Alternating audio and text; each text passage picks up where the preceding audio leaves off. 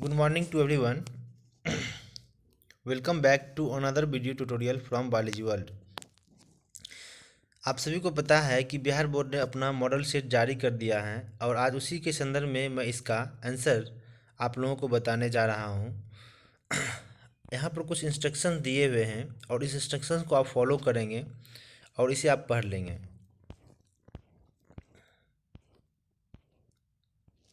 आइए, इसमें जो पहला क्वेश्चन है वह दे रखा है कि गुणसूत्र के यूक्रोमेटिन की क्या विशेषता होती है। What is the importance of euchromatin of chromosomes.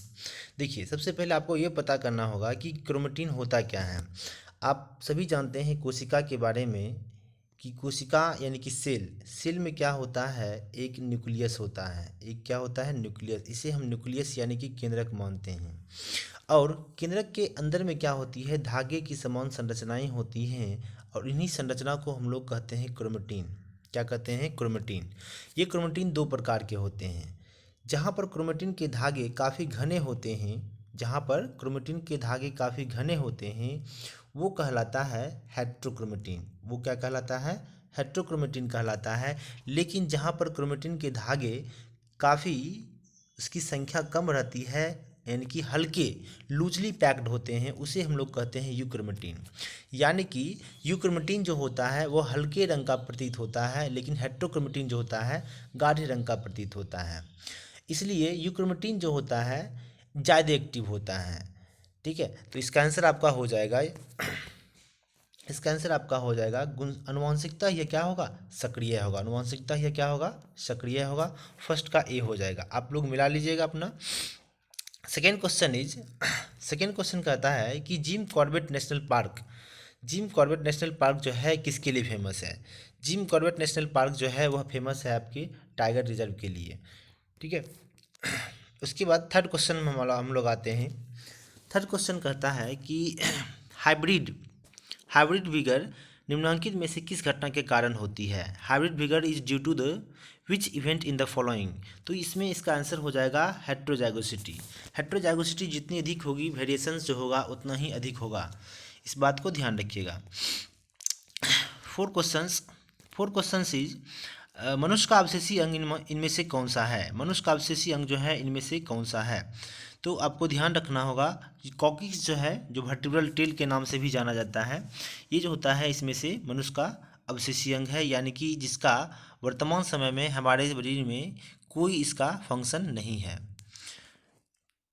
अब क्वेश्चन नंबर 5, हिमोकोरियल प्लेसेंटा जो होता है, हिमोकोरियल अपरा को ही हम लोग अंग्रेजी में प्लेसेंटा कहते हैं। यह किस में पाया जाता है? यह पाया जाता है मनुष्य में पाया जाता है। यह कहाँ पाया जाता है? यह मनुष्य में पाया जाता है। ध्यान रखिए इस बात को। ह्यूमन बींग्स, ये ह्यूमन बींग्स में पाया जाएगा। उसके बाद कौन सा परागणकर्ता पुष्प की गंध से आकर्षित नहीं होता है? तो ध्यान रखें इसमें से जो है आपका ए मॉथ जो है आपका, मॉथ यानी कि सलब जो है ये गंध से आकर्षित नहीं होता है। नेक्स्ट क्वेश्चन इज मनुष्य में मात्रात्मक लक्षण का उदाहरण इनमें से कौन सा है? An example of quantitative trait in main is, इसमें आपका हो जाएगा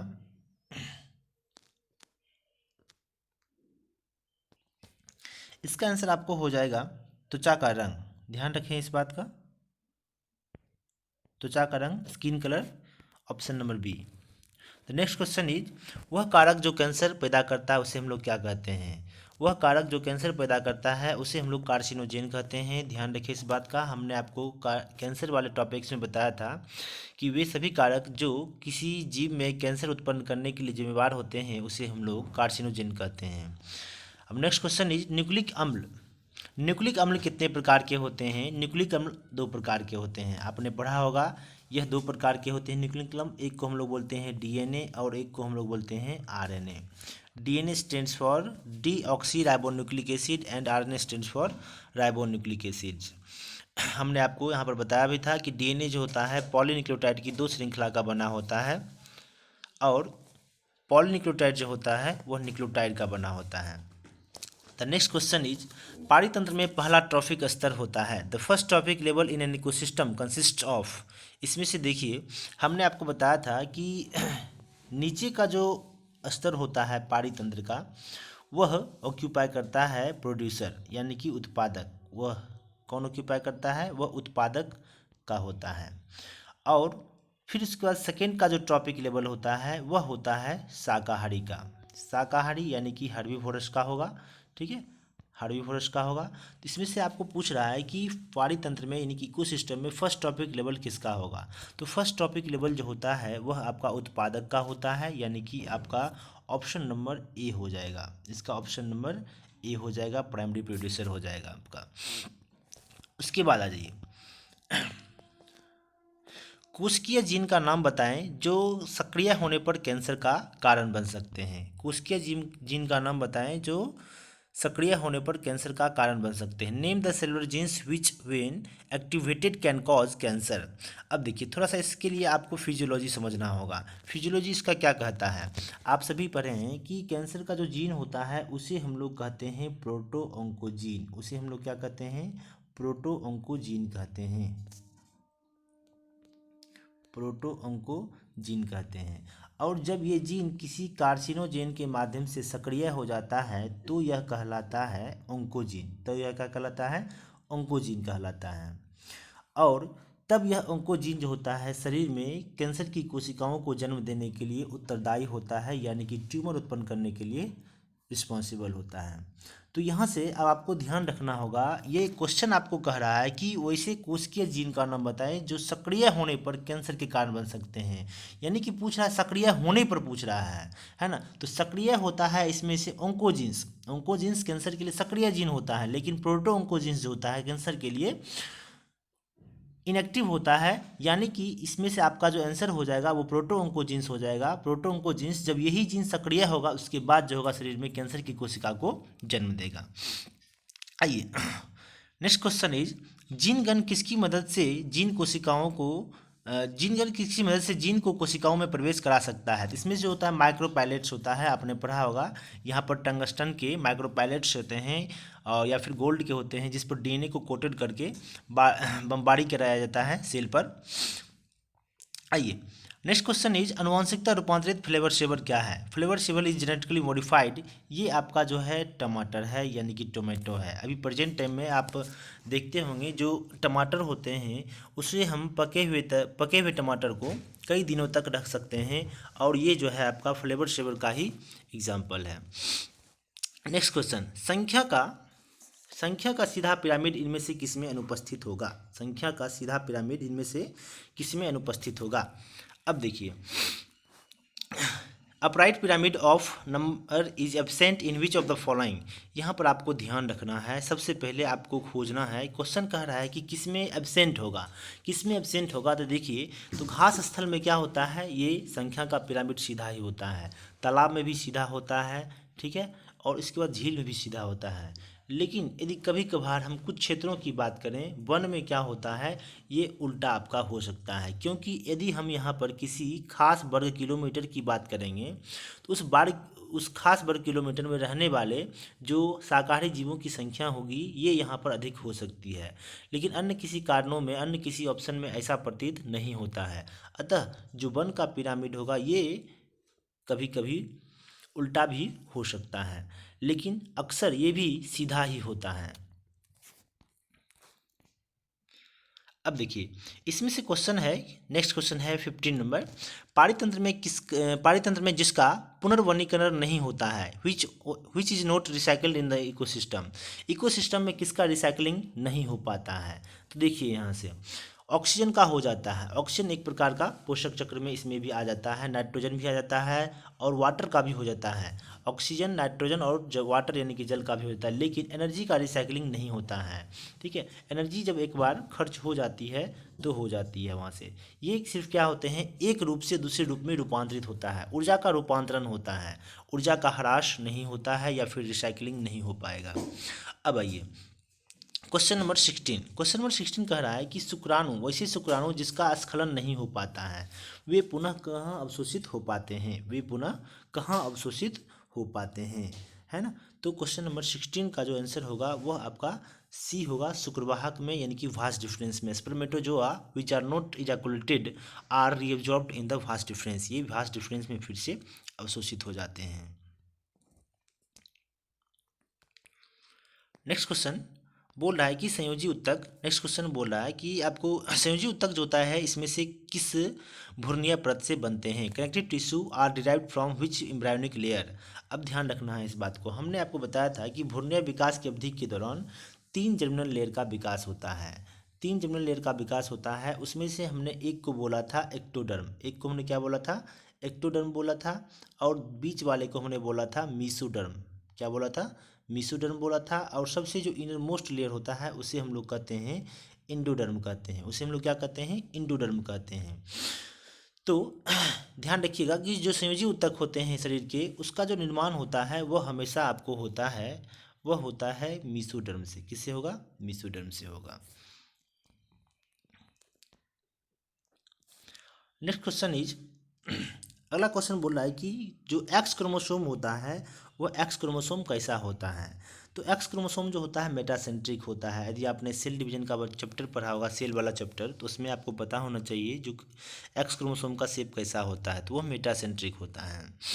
अब आइए, ये क्वेश्चन जो है आपका एलोसोम्स, इसमें बच्चे बहुत जो है, बच्चों का बहुत डाउट रहा कि सर ये एलोसोम क्या होता है। आपने सेक्स क्रोमोसोम पढ़ा है, ऑटोसोमल क्रोमोसोम पढ़ा है, लेकिन ये एलोसोम्स क्या होता है। तो ध्यान रखिएगा कि जो लिंग गुणसूत्र होता है सेक्स क्रोमोसोम, उसी को हम लोग एलोसोम्स भी कहते हैं। अब आइए नेक्स्ट क्वेश्चन 20 नंबर 20 आपको बोल रहा है कि एंडोगेमी, एंडोगेमी इनमें से किस में पाया जाता है। एंडोगेमी जो होता है इसमें से आपको फीताकृमि में, टीनियम में पाया जाता है। क्वेश्चन नंबर 21, मध चक्र इनमें से किस में पाया जाता है, यानी कि oster cycle occurs in which of the following. हमने आपको बताया था कि जितने भी स्तनधारी होते हैं, यानी कि जो मैमल्स होता है, जो मैमल्स होता है उसे 2 भागों में क्लासिफाइड किया गया है। उसे कितने भागों में क्लासिफाइड किया गया है, 2 भागों में। एक को हमने बोला था प्राइमेट, एक को हमने क्या बोला था, प्राइमेट बोला था, और एक को हमने बोला था नन प्राइमेट, एक को हमने क्या बोला था, नन प्राइमेट बोला था। और इस दोनों में अंतर क्या था, इस दोनों में अंतर था कि प्राइमेट में जो होता है वह मेंस्ट्रुअल साइकिल होता है, यानी कि मासिक चक्र होता है। प्राइमेट में क्या होता है, मासिक चक्र होता है, लेकिन नन प्राइमेट में क्या होता है, मध चक्र होता है। अब देखिए आप सभी को पता है कि मेंस्ट्रुअल साइकिल जो होता है वह 28 से 29 दिन का होता है, वह 28 से 29 दिन का होता है। लेकिन इस दौरान क्या होता है, पिछले मंथ में बने जो अंडाणु होते हैं वो यदि निषेचन नहीं कर पाते हैं, तो अगले मंथ में क्या होता है, वो ब्लीडिंग के रूप में, वो ब्लीडिंग के रूप में क्या होते हैं, बाहर आ जाते हैं। तो इसको हमने कहा था मासिक चक्र। लेकिन जो नन प्राइमेट होता है, जैसे कि आपका नन प्राइमेट में आपको आ जाते हैं डॉग हो गया, काव हो गया, है ना, हॉर्स हो गया, ये सब आपको, कैट हो गया, ये सब आपको नन प्राइमेट्स में आ जाते हैं। लेकिन प्राइमेट्स और नन प्राइमेट्स के लिए बच्चे को यहाँ यदि कन्फ्यूजन रहे तो आप ध्यान रखिएगा कि मंकी, एम, और एप और ह्यूमन, ये 3 के जितने सारे भी मेंबर होंगे, मंकी, एप और ह्यूमन, मानव, बंदर और लंगूर, इस तीनों के जितने सारे मेंबर होंगे सब आपको प्राइमेट में आते हैं। बाद बाकी जो भी मेंबर बच जाता है वो सब आपको नॉन प्राइमेट में आता है। कुत्ता हो या फिर गाय, भैंस, भेड़, बकरी, ऊँट, गधा, ये सब आपको जो होंगे ये नॉन प्राइमेट में आ जाते हैं। तो नॉन प्राइमेट में जो होता है मध चक्र होता है, ऑस्ट्रिच साइकिल होता है। नॉन प्राइमेट में क्या होता है, ऑस्ट्रिच साइकिल होता है, जिसके दौरान सेक्सुअल हीट मादा शरीर में उत्पन्न होता है। और इस दौरान यदि स्पर्म को उसमें इंट्रोड्यूस किया जाए तो वो प्रेगनेंसी के स्टेज में आ सकती है। ये आपका हो जाएगा ऑस्ट्रिच साइकिल, आपको देखा जाएगा इसमें से आपको एक मिनट, ऑस्ट्रिच साइकिल इनमें से आपको काव में देखा जाएगा। Next question is Ranthambore national park is situated, है ना, रणथंभौर नेशनल पार्क कहाँ अवस्थित है। तो ध्यान रखिएगा रणथंभौर नेशनल पार्क जो है आपका राजस्थान में है। याद रखने के लिए आप ऐसे भी याद रख सकते हैं, आर से राजस्थान होता है, आर से रणथंभौर होता है, आर से राजस्थान और आर से रणथंभौर। तो ध्यान रहे इस बात को। इसमें से कौन जो है स्थानिक पौधा है, स्थानिक पौधा यानी कि इंडेमिक प्लांट, इंडेमिक प्लांट इनमें से जो आपका हो जाएगा यह डी हो जाएगा, नेप्थनीज खसियाना। ठीक है, नेप्थनीज खसियाना ये आपका जो है स्थानीय हो जाएगा। अब देखिए जीन क्लोनिंग में संवाहक के रूप में प्रयुक्त बाह्य गुणसूत्र डीएनए क्या होता है। Extra chromosomal DNA used age factor in gene cloning, in gene cloning is, इसमें आपको प्लाज्मिड हो जाएगा इसका आंसर। आपको याद हो हमने विजातीय जीन को या डीएनए को प्लाज्मिड के साथ जोड़ करके हमने क्या किया था, उसको होस्ट बॉडी में ट्रांसफ़र किया था। तो प्लाज्मिड एक क्लोनिंग वेक्टर होता है, ध्यान रखिएगा। ये आपको बैक्टीरिया में पाए जाने वाला एक्स्ट्रा क्रोमोसोमल डीएनए भी होता है। नेक्स्ट क्वेश्चन, इसका आंसर प्लाज्मिड हो जाएगा, इसका प्लाज्मिड है। अब नेक्स्ट क्वेश्चन पर हम लोग चल रहे हैं कि टीआई प्लाज्मिड इनमें से किसकी कोशिकाओं में कायाकल्पित करता है। Ti plasmid transformed cells of which of the following, इसमें से आपका इसका आंसर हो जाएगा 25, यानी कि इसका सी हो जाएगा, यानी कि प्लांट्स में हो जाएगा। ध्यान रखिए, एग्रोबैक्टीरियम ट्यूमेफेसियन से यह प्राप्त किया जाता है। उसके बाद है पॉलीमरेज चेन रिएक्शन, है ना, पॉलीमरेज श्रृंखला अभिक्रिया इनमें से किसके लिए उपयोगी है। यह आपको हो जाएगा इसमें से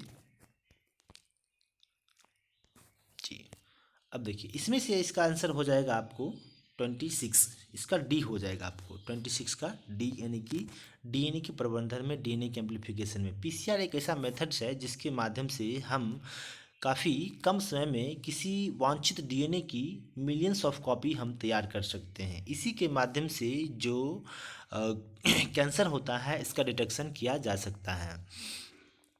अब आइए नेक्स्ट क्वेश्चन है कि 27 नंबर, कुकुरबिटा के टेंड्रिल्स और बोगनविलिया के कांटे। कुकुरबिटा के टेंड्रिल्स और बोगनविलिया के कांटे जो होते हैं वो किस प्रकार के अंग हैं। वो जो हैं आपको, वो दोनों के दोनों समजात अंग हैं, यानी कि होमोलोगस ऑर्गन है। Tendrils of Cucurbita and thorn of bougainvillea, ये आपको समजात अंग हैं। क्यों समजात अंग हैं, इस बात के लिए हमने आपको बताया था कि दोनों का जो ऑरिजिनेशन पॉइंट होता है वो दोनों को दोनों जो होते हैं, चाहे कुकुरबिटा के टेंड्रिल्स हो या फिर बोगनविलिया के कांटे हों। टेंड्रिल्स एक स्प्रिंग लाइक स्ट्रक्चर होता है प्लांट्स में इस ढंग का, ये टेंड्रिल्स कहलाता है, ये आपको टेंड्रिल्स कहलाएगा, और ये आपका थॉर्न कहलाएगा। ठीक है, तो दोनों का ऑरिजिनेशन पॉइंट जो है वह देखिए स्टेम है, वह क्या है, स्टेम है, तना है। ठीक है, तो आपने पढ़ा था कि वैसे अंग जो संरचना और उत्पत्ति के दृष्टिकोण से क्या होते हैं, एक समान होते हैं, उसे हम लोग क्या कहते हैं, समजात अंग कहते हैं। लेकिन कार्य के दृष्टिकोण से ये क्या होते हैं, भिन्न होते हैं। तो इसका आंसर आपको हो जाएगा समजात अंग, यानी कि होमोलोगस ऑर्गन। अगला क्वेश्चन है कि डार्विन के जो फिंच बर्ड होते हैं वो क्या दर्शाते हैं। तो वो जो होते हैं वो आपको अनुकूली विकिरण यानी कि एडेप्टिव रेडिएशन को शो करते हैं। डार्विन का जो फिंच बर्ड है, डार्विन जब अपने समुद्री यात्रा के दौरान एक गैलापागोस नामक आइलैंड पर यानी कि द्वीप पर जब वो गए थे तो वहीं पर इन्होंने इस बर्ड को देखा था और बाद में इसी का नाम जो है डार्विन फिंच बर्ड रखा गया था। नेक्स्ट क्वेश्चन इज आर्कियोप्टेरिक्स जीवाश्म पक्षी किसके बीच का योजक कड़ी है। Archaeopteryx fossils bird is connecting link between, ये जो होगा आपका इसका आंसर हो जाएगा आपको 29। इसका आंसर आपको ये जो है रेप्टाइल्स है ना, ये आपको रेप्टाइल्स और पक्षी वर्ग के बीच का कनेक्टिंग लिंक है। अब आइए नेक्स्ट क्वेश्चन 30 नंबर, आपको कह रहा है कि एक द्विसंकर स्थिति इनमें से कौन सी है। A dihybrid condition is, dihybrid condition जो है इसमें से कौन सा है, द्विसंकर वाली स्थिति। तो इसमें आपका इसका आंसर जो है सी हो जाएगा। क्या हो जाएगा, सी हो जाएगा। तो ध्यान रखिएगा इसको। अगला क्वेश्चन है कि जीन के विभिन्न रूपों को क्या कहा जाता है। Different forms of a gene are called as, इसको हम लोग बोलते हैं युग्म विकल्पी यानी कि अलील बोलते हैं, कंट्रास्टिंग पेयर ऑफ जीन। अब आइए 32, टेपिटल कोशिका क्या दर्शाती है। तो टेपिटल कोशिका जो होती है वो इंडोमाइटोसिस और पॉलीप्लाइडी को दर्शाती है। अगला क्वेश्चन बोल रहा है कि भ्रूणपोष इनमें से किससे बनता है। भ्रूणपोष जो है भ्रूणकोश यानी कि एम्ब्रायोसेक की ये बात कर रहा है। एम्ब्रायोसेक जो है यानी कि भ्रूणकोश जो है ये किससे फॉर्म होता है। तो आपको हमने बताया था कि यहाँ पर एक गुरु बीजाणु मातृ कोशिका होता है, एमएमसी होता है, एमएमसी। और हमने बताया था ये गुरु बीजाणु जनन के पश्चात यानी कि मेगा स्पोरोजेनेसिस के पश्चात ये 4 अगुणित गुरु बीजाणुओं का निर्माण करता है।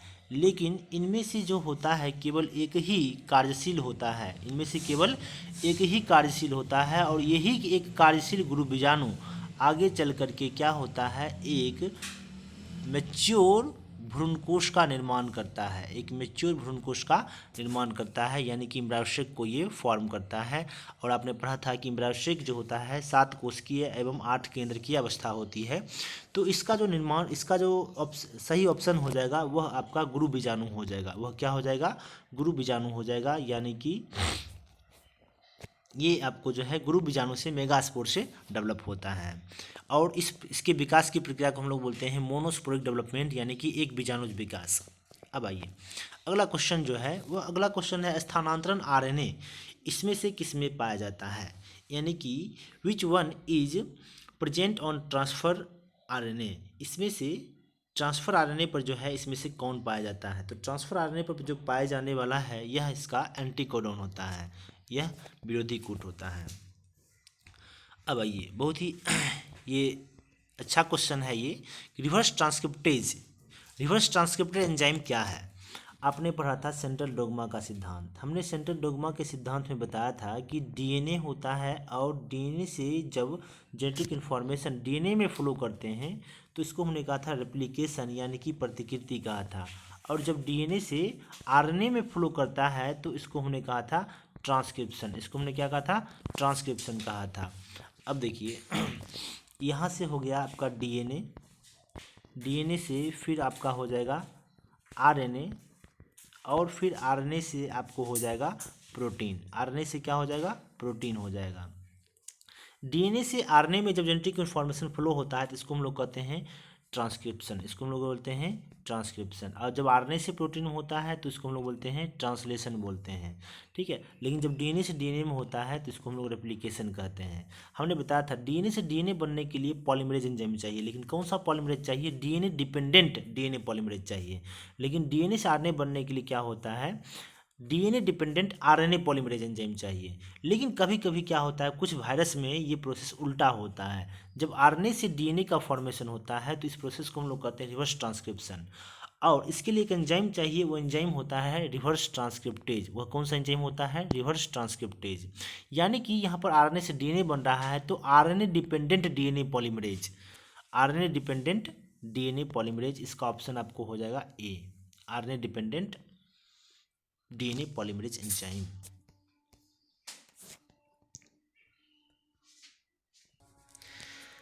नेक्स्ट क्वेश्चन है कि ऑपरेरॉन का एक जीन जो रिप्रेसर प्रोटीन बनाता है उसे क्या कहा जाता है। A gene of operon which forms the repressor protein is called as, इसे हम लोग कहते हैं रेगुलेटर जीन, इसे हम लोग क्या कहते हैं, रेगुलेटर जीन कहते हैं, इसे हम लोग रेगुलेटर जीन कहेंगे।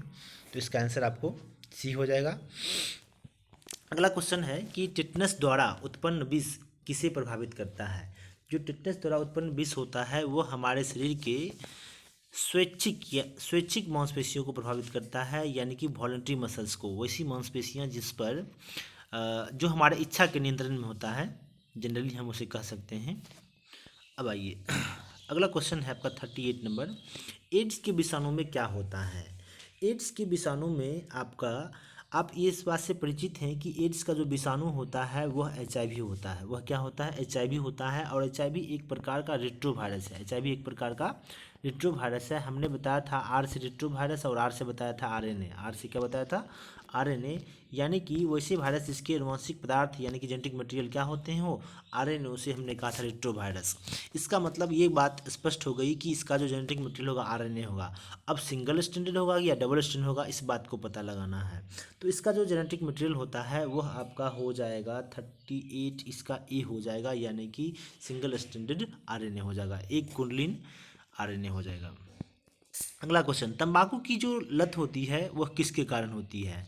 तो आप सभी को पता है कि तंबाकू में एक विशेष प्रकार का रसायन होता है जिसे हम लोग निकोटीन कहते हैं, और ये निकोटीन जो होता है एडिक्शन के लिए रिस्पॉन्सिबल होता है, लत के लिए रिस्पॉन्सिबल होता है।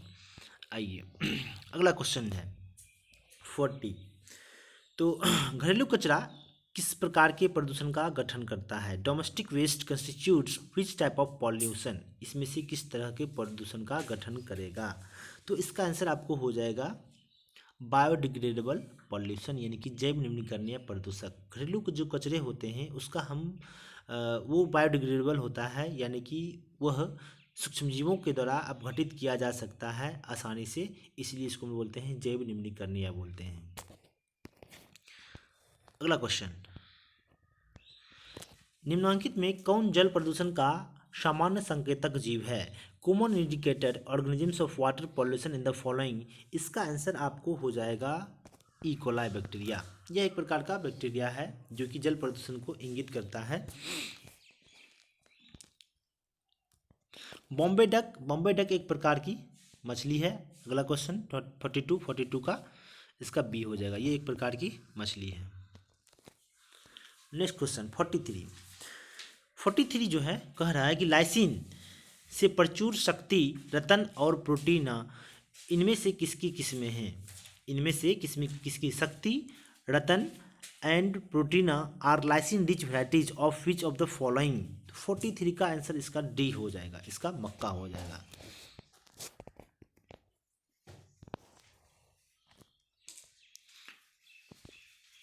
नेक्स्ट क्वेश्चन, बैल का बीज इसमें से किसमें संचित होता है? बैल का जो बीज होता है, सीमेन होता है, वह इसमें से किसमें संचित होता है? तो इसका आंसर आपको हो जाएगा ए, यानी कि लिक्विड नाइट्रोजन। आप लोग पढ़े भी होंगे, हमने आपको एक क्वेश्चन भी दिया था कि जो सीमेन को होता है हम लिक्विड नाइट्रोजन में स्टोर करते हैं। रेशम का धागा इनमें से किस प्रकार का प्रोटीन होता है?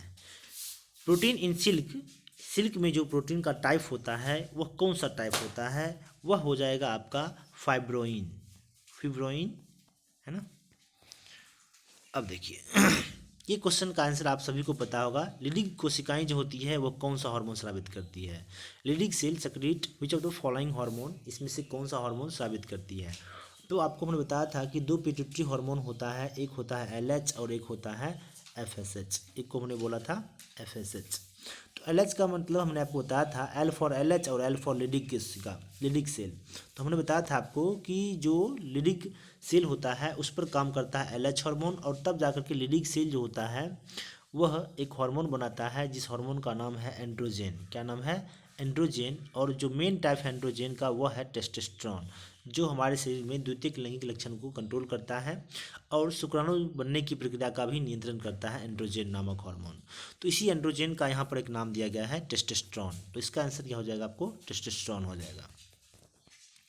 आइए अगला क्वेश्चन बोल रहा है कि जो मुख्य गर्भ निरोधक गोली होता है इनमें से किसके संयोजन से बना होता है? Oral contraceptive is composed of which of the following combination. तो हमने आपको बताया था कि जो ओरल कंट्रासेप्टिव पिल्स होता है उसमें दो हार्मोन का मिश्रण होता है, एस्ट्रोजन और प्रोजेस्टेरोन। या तो अकेले प्रोजेस्टेरोन होगा या फिर दोनों होंगे, एस्ट्रोजन एवं प्रोजेस्टेरोन, यानी कि 46 का आंसर आपका डी हो जाएगा। 46 का आंसर आपको डी हो जाएगा। एस्ट्रोजन एवं प्रोजेस्टेरोन दोनों का मिश्रण होगा, दोनों का मिश्रण। अगला क्वेश्चन 48 बोल रहा है कि डीएनए प्रतिकरण के दौरान लैगिंग स्ट्रैंड का निर्माण कैसे होता है? Lagging strand during DNA replication is formed. इसका आंसर आपको 48 का हो जाएगा, 48 का डी हो जाएगा, यानी कि बोथ बी एंड सी हो जाएगा। ये जो प्रक्रिया होती है ये आपको डिसकंटिन्यूअस होती है और शॉर्ट सेगमेंट्स में होती है, दैट्स वाई बी एंड सी। अगला question, frame shift mutation occurs when. Frame विस्थापन उत्परिवर्तन जो होता है वह कब होता है? वह होता है जब हम एक बेस को डिलीट कर देते हैं या ऐड कर देते हैं। तो इस कंडीशन में क्या होता है? फ्रेम विस्थापन उत्परिवर्तन होता है, यानी कि जब बेस का विलोपन या निवेशन होगा। अब नेक्स्ट क्वेश्चन 50 नंबर बोबल परिकल्पना, बोबल हाइपोथेसिस जो है यह दिया गया था आपको क्रिक के द्वारा, यानी कि 50 का 50 का आंसर आपको इसका आंसर आपको हो जाएगा Khurana, D. 51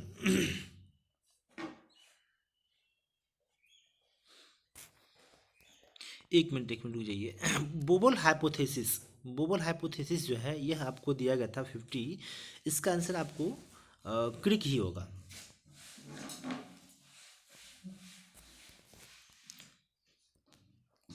next question, RBC के पतन का कारण, RBC stands for red blood corpuscles, इसके पतन का जो कारण होता है 51, यानी कि इसका हो जाएगा आपको आंसर ए, आर्सेनिक कंपाउंड। अगला क्वेश्चन है 52, जल प्रस्फुटन किससे बनता है? Water blooms are formed by, water blooms जो होता है वह किससे बनता है? तो यह आपको होता है प्लैंक्टोनिक एल्गी, प्लैंक्टोनिक एल्गी। आपने देखा होगा कि कभी कभी हमारे गांव घर में या फिर कहीं पर जो वाटर बॉडी होता है उसके जल के सतह पर क्या होते हैं, ढेर सारे शैवाल जो होते हैं, शैवाल की परत जमा हो जाती है जो कि जल प्रस्फुटन होता है, यानी कि फाइटो सॉरी सारे फाइटोप्लैंक्टन्स होते हैं, यानी कि प्लैंक्टोनिक एल्गी होता है। अगला क्वेश्चन है कि मिट्टी का जो निर्माण होता है किस प्रक्रिया से होता है? मिट्टी का जो निर्माण होगा वह इसमें से दोनों प्रोसेस से होगा। इसका आंसर हो जाएगा आपको डी नंबर, यानी कि बी और सी दोनों, अपक्षय और मृदा जनन, पैडोजेनेसिस और अपक्षय दोनों हो जाएगा। अब देखिए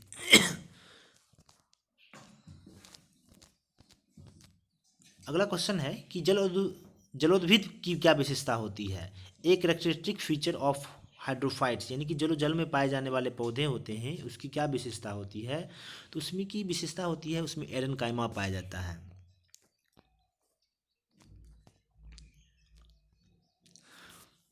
फफूद हाइफी अंतरकोशिकीय किस में रहते हैं? फंगल हाइफी रिमेन इंटरसेलुलर, वह किस में होगा? तो इसका आंसर आपका ए हो जाएगा, एक्टोमाइराइजा,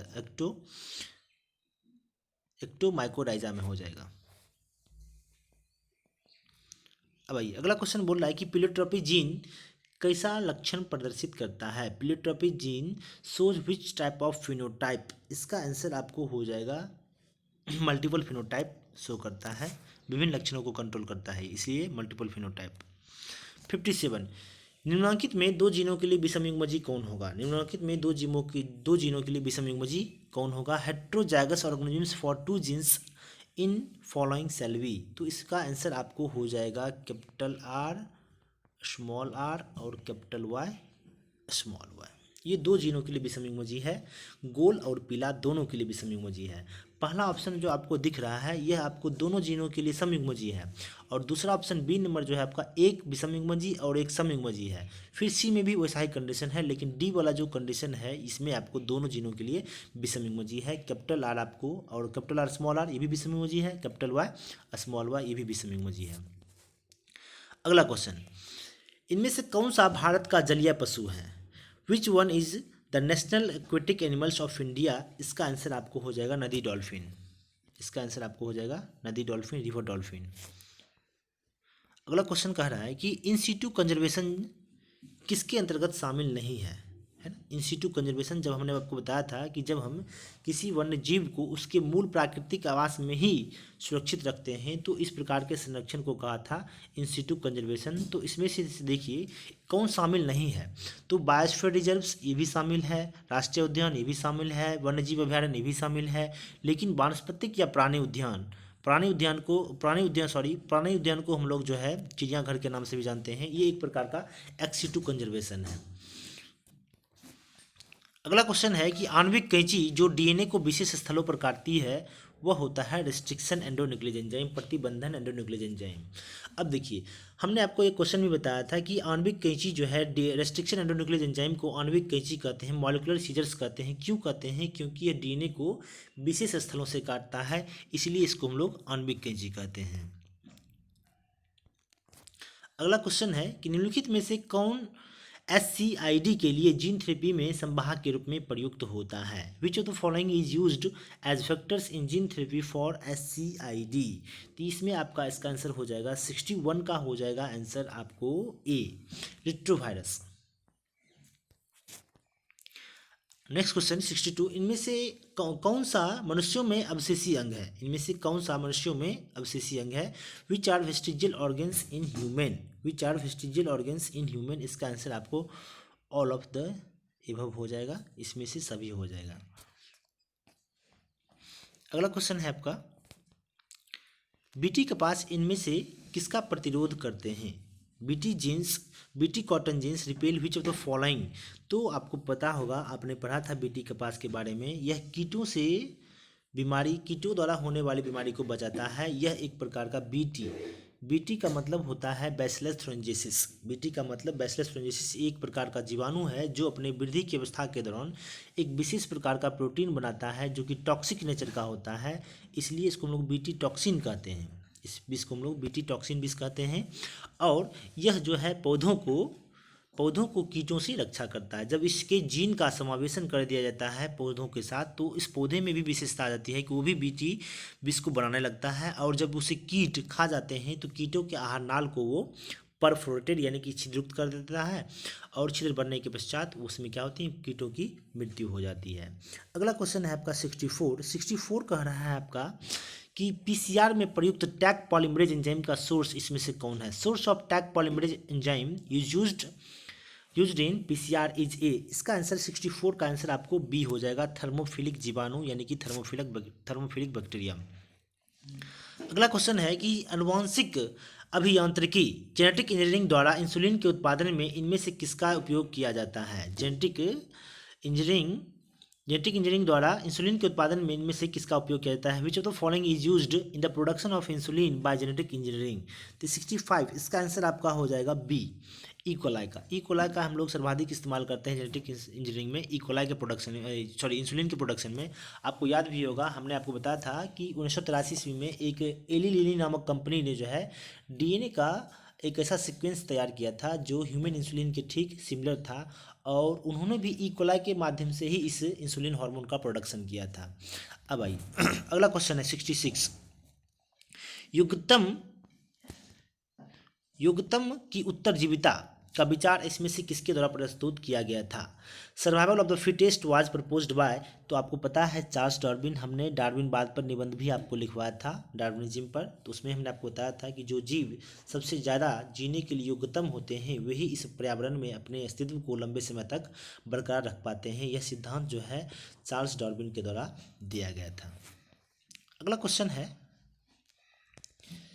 निम्नलिखित में से किसका उपयोग हरित खाद या जैव उर्वरक के रूप में किया जाता है। Which of the following is used as green manures और बायो फर्टिलाइजर्स।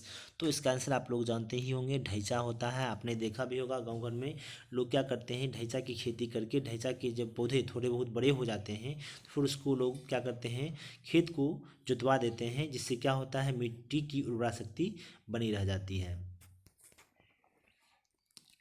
अगला क्वेश्चन कह रहा है कि निम्नलिखित में से कौन सा जीवाणुविक कीटनाशक है। Which of the following is a microbial insecticides. तो इसका आंसर आपको हो जाएगा सी, बैसिलस थ्रोंजिसिस। अभी जस्ट हमने आपको बताया है कि बैसिलस थ्रोंजिसिस जो होता है अपने वृद्धि की अवस्था के दौरान एक विशेष प्रकार का प्रोटीन बनाता है जिसे हम लोग कहते हैं बीटी टॉक्सिन। क्या कहते हैं, बीटी टॉक्सिन यानी कि बीटी जीव विष। ठीक है। अगला क्वेश्चन है निम्नलिखित में से कौन सा होमोसेपियंस का प्रत्यक्ष पूर्वज है। Which among the following is direct ancestor of Homo sapiens. आप सभी जानते हैं कि होमोसेपियंस जो होता है आधुनिक मानव होता है, और इसका प्रत्यक्ष पूर्वज आपको हो जाएगा होमो इरेक्टस। क्या हो जाएगा, होमो इरेक्टस। सबसे लास्ट क्वेश्चन ऑब्जेक्टिव का, वाहित मल जल के प्राथमिक उपचार में इनमें से कौन सा कदम शामिल है।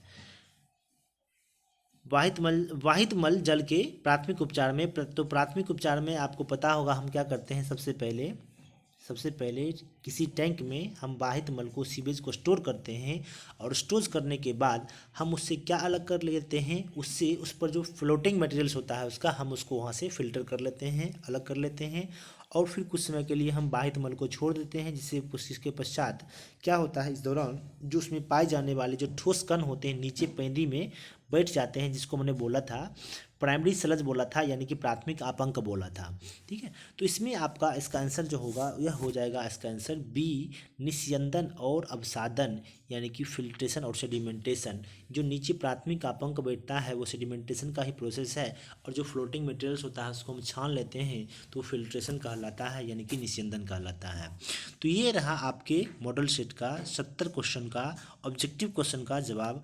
और इसमें से आपको जो है ऑब्जेक्टिव जो शॉर्ट क्वेश्चन है ये भी आपको काफ़ी अच्छा क्वेश्चन इसने दिया है इस बार, और जितने सारे भी क्वेश्चंस हैं हम आपको रेगुलर क्लास में हम आपको करवा चुके हैं। इसमें से सारा क्वेश्चंस आपको जो है टोटल क्वेश्चंस आपको जो है हम आपको करवा चुके हैं। चाहे जो भी क्वेश्चन हो, हम सब क्वेश्चन आपको करवा चुके हैं। इसमें से बहुत ही, और आपके हमारे वाले जो असाइनमेंट हैं, क्रैश कोर्स का असाइनमेंट, इससे कहीं बाहर ये नहीं जाएगा आपको, ये टोटल आपको उसी से मैच कर रहा है। ठीक है, तो इसमें जितने सारे भी क्वेश्चंस हैं हम आपको सब आपको बता चुके हैं। लेकिन इसके बाद भी यदि आपको दिक्कत हो रही होगी तो फिर आप क्लास में संपर्क कर सकते हैं।